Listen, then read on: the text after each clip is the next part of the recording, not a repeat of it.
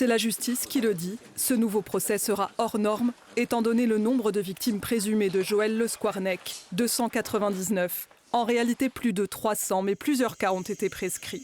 De jeunes patients que l'ancien chirurgien est accusé d'avoir violé ou agressé sexuellement alors qu'il allait ou venait de les opérer. Lors des faits, nombre de victimes se trouvaient en salle d'opération, en phase d'anesthésie, de réveil, de sédation, d'endormissement.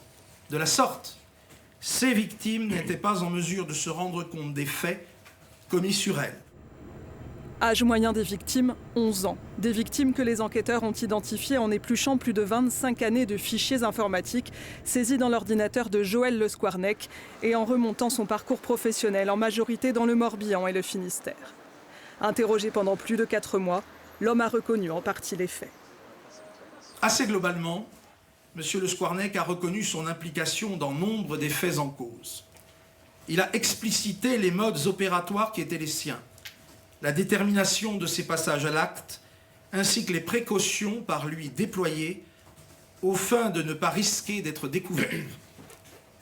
Les experts psychiatres et psychologues ont permis d'éclairer les différentes tendances d'une personnalité particulièrement atypique. Comment le chirurgien a-t-il pu agir ainsi sans être inquiété entre 1989 et 2014 ? Sur ce point, une deuxième enquête pénale est toujours en cours. Joël Le Squarnec, bientôt 74 ans, sera jugé par la Cour criminelle du Morbihan pour ses centaines de viols et d'agressions sexuelles aggravées.